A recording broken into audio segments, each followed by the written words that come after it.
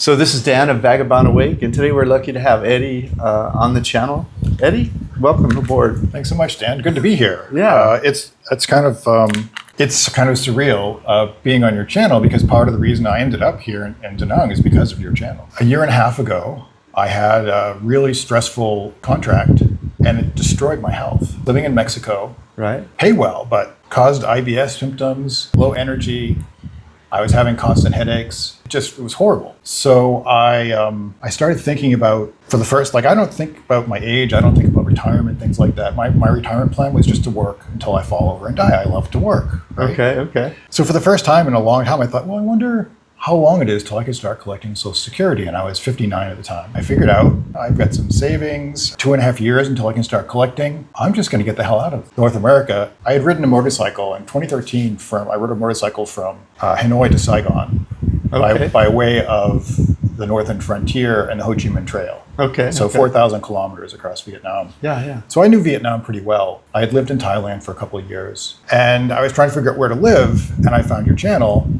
And then I became a member for a little while to get access to all your really deep content. Right. And read through all that stuff, and that's how I settled on Da Nang. Wow. Right. And especially I think your channel has the best budgeting information, in general. Right. If I want really specific budgeting information, what I do is I find a blogger who lives in that place, and a lot of them publish their monthly budgets. Yeah. And I think that's another really great source. That is great. Yeah. But to get an overview, I can't, your channel is about the best source from my perspective. Thank you very much. That's great.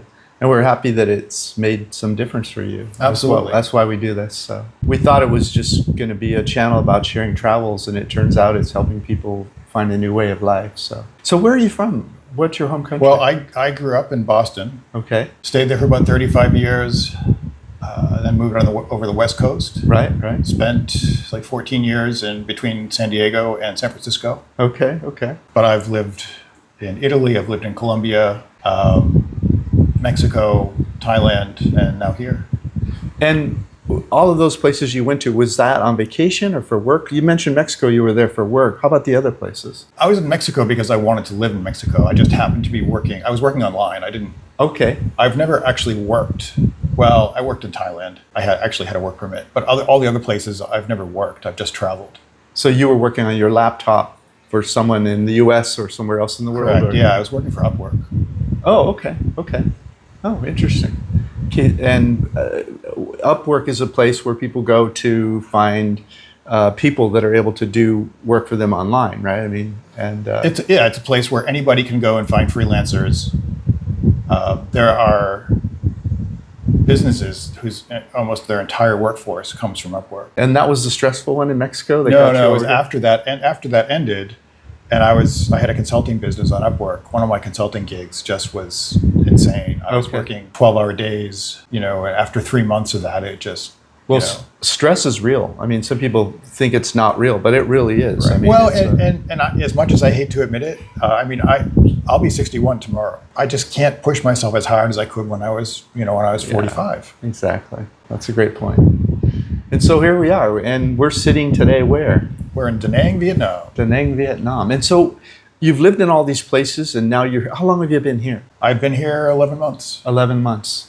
And what is it about Da Nang maybe that's different about other places you've lived, or especially maybe Vietnam, that makes you say, hey, I'm going to park it here? I came here specifically because I knew I could have a great quality of life.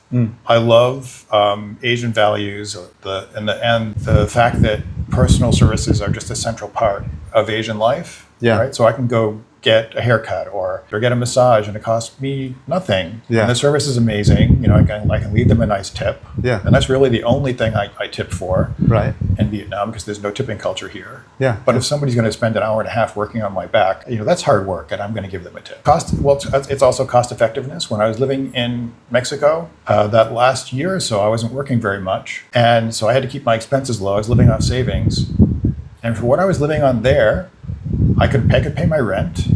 I ate well, but I only ate out maybe once a week because it was too expensive. Yeah. Especially if I wanted to get vegan food or something there, it's not affordable. Where in Mexico were you? I spent a year in Puerto Vallarta, 2 years in Mexico City, and 3 years in San Miguel de Allende. Beautiful places. And what was your budget there, just roughly? It varied. When I was working, I probably spent $2,500 or $3,000 a month sometimes. Okay.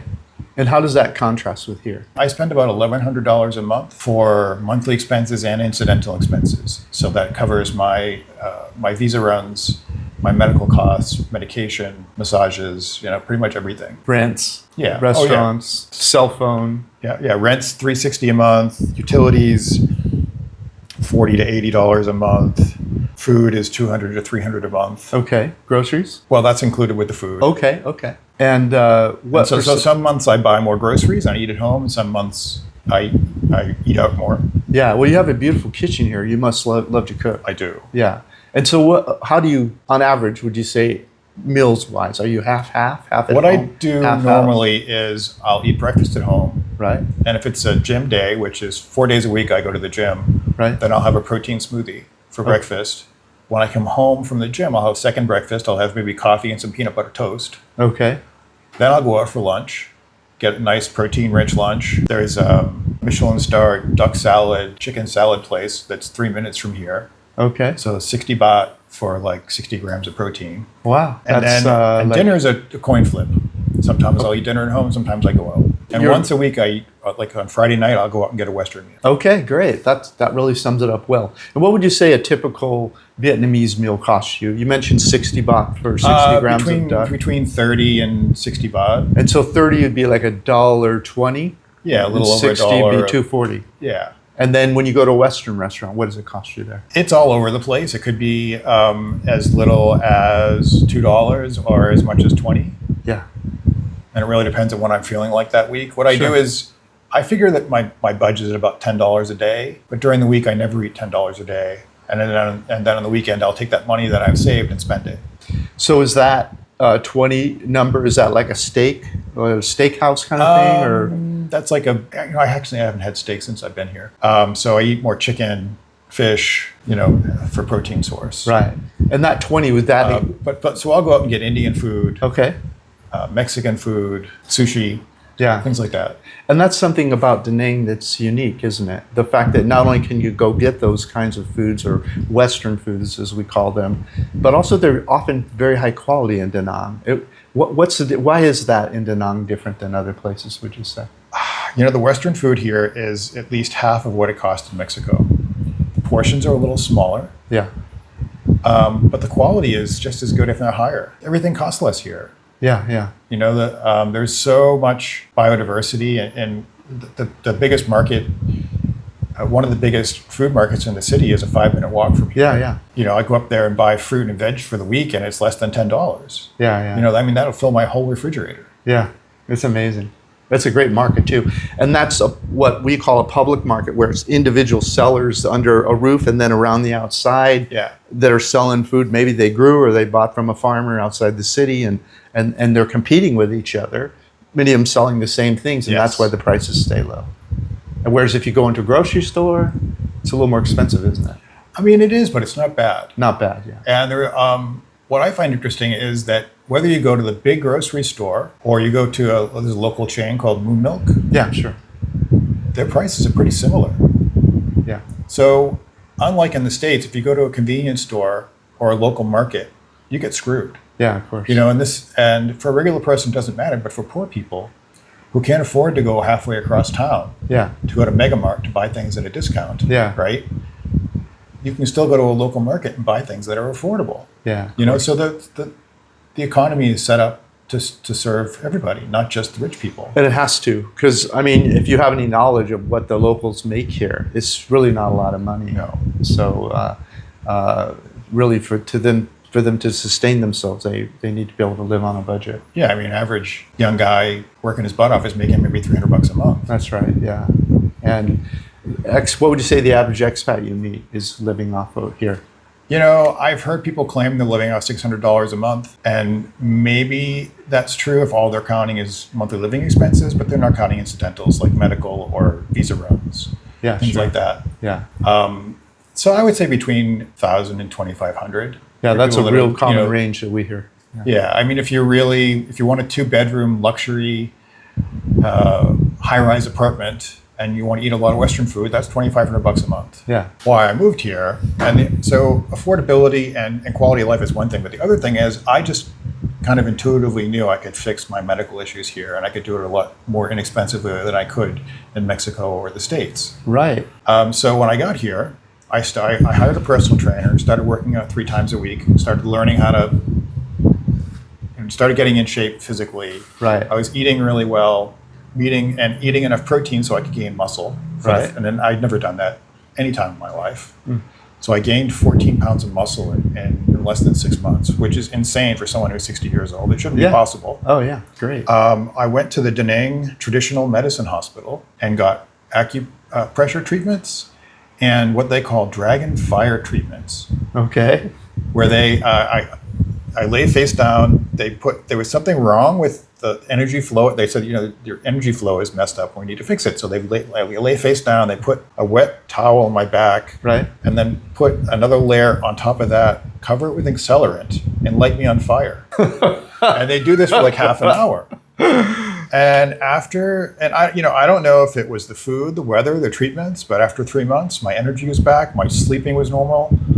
I'm sleeping an average of 7 hours a night, and I haven't done that in 20 years. Wow. I've been doing this long enough, living outside the US, that I know one of the first things I need to do when I land is figure out the medical landscape. The best place to look for reviews is Google Maps. There's no review websites. Other than that, there's no social proof. Right. It's all word of mouth. Right, right. I needed to see a dermatologist. So I went to 2 of the private hospitals, got misdiagnosed, was prescribed wrong medicine. Wow. And then I found a local clinic above a pharmacy where a doctor that worked at a public hospital has a private practice. He spoke English and he took care of me. It just worked. And then the traditional medicine hospital is a public hospital, but they have an English-speaking section. So there's one doctor who runs that who speaks perfect English. Wow.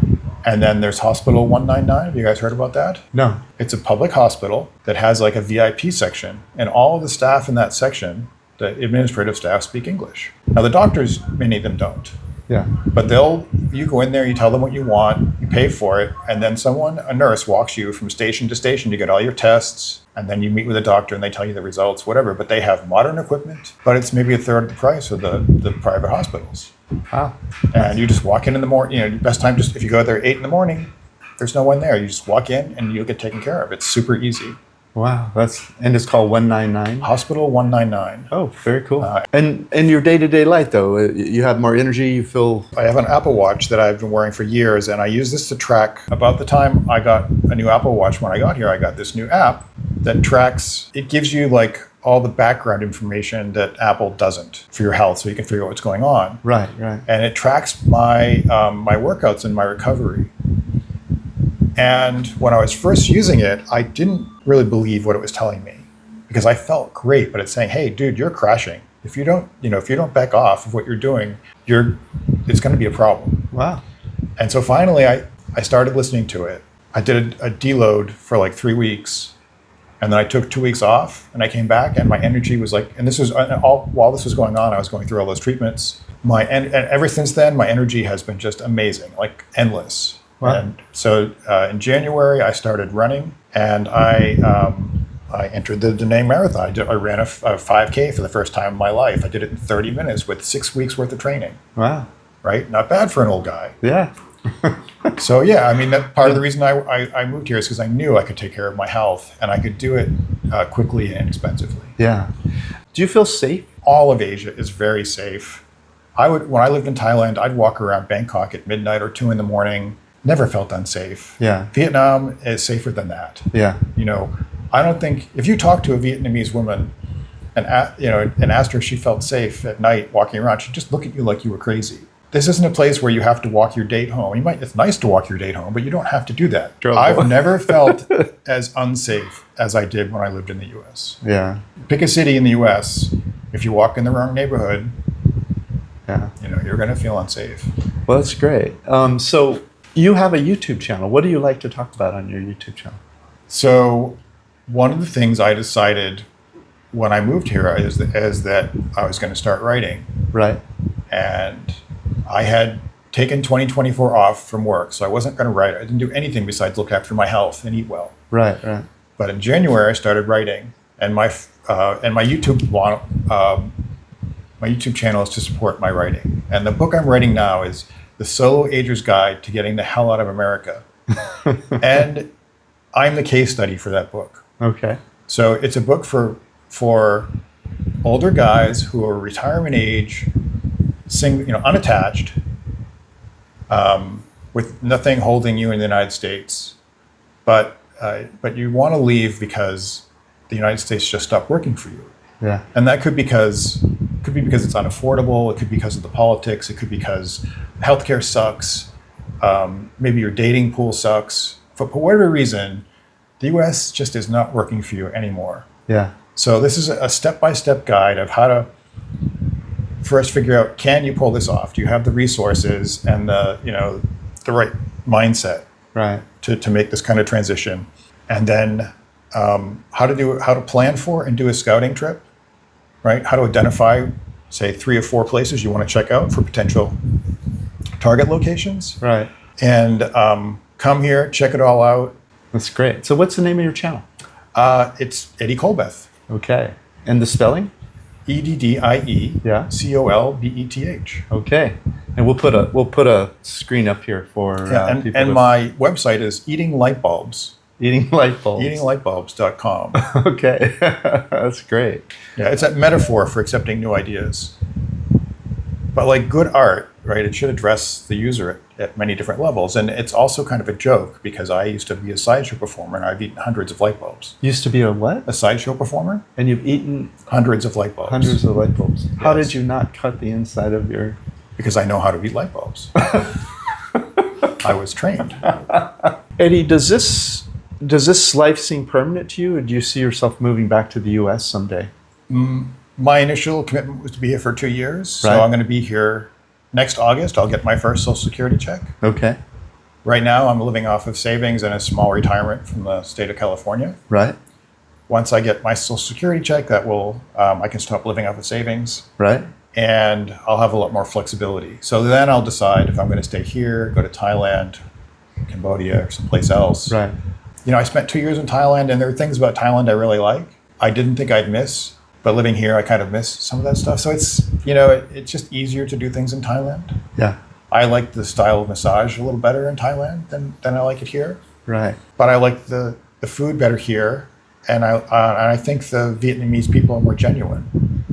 And the cost seems a little lower for medical here. Oh yeah, medical care is 30 to 50% lower here. Yeah. But the quality is lower too. When I was living in Koh Samui, I was running a digital marketing startup, and I was on my way to work, and I had a scooter, and I'm coming to work, and I must have hit an oil patch or something in the road, and my scooter slid out. I was scraped up. I picked up the scooter, rode the rest of the way to work, then another half a kilometer, and I started feeling ill. Started feeling nauseous. So I borrowed a friend's car. I didn't feel like riding the scooter anymore. Went back home to take a nap, and I set a timer. I said, okay, in 30 minutes, if I don't feel better, I'm going to the hospital. I went to the hospital, checked in. Now, 2 weeks before this, I had just bought insurance for everybody at the startup, okay? So I had insurance. I go to the hospital. I go to Bangkok Hospital. And 10 minutes later, I started getting a pain in my shoulder. So I go to the nurse, and I'm like, I'm feeling worse, and I've got this pain. She looks at me, her eyes get wide. They bring me in, give me an ultrasound, and 5 minutes later, I'm in surgery. Wow. I had landed just the wrong way to shatter my spleen. Oh, wow. And there are like 5 different levels of spleen injury, and mine was a 4. So they did a laparotomy, so cut me open from here to here and pulled out my spleen. Wow. But staying in Bangkok Hospital is like staying in a spa. Yeah. Right? Everyone is in these perfect uniforms. They all speak perfect English. I had a giant room with a pull-out couch for my girlfriend to sleep on. The food was decent. Yeah. Right? The care was amazing. You're not going to get that here. Right. You'll get decent care. The medical will be good, but it won't be as pretty. No. And what was that bill? My out-of-pocket cost for that was $150. And do you know what the insurance? 15,000. Okay, that's great. That would have been, well over 200,000 in the U.S. Of course. So what about, you've mentioned Vietnam, you've mentioned Thailand. What would be your third choice? And not in order, just in the world that you've seen. I would consider going back to Colombia. Colombia is especially Medellin is just a wonderful city. If money were no object, then Japan. Well, thanks for coming on the channel, Eddie. It's a pleasure. Really appreciate it. All right. Go on over to Eddie's channel and check it out. I'll put a link below to Eddie's channel in the description. To watch my videos about retiring in Vietnam, go over here. For Thailand, go over here.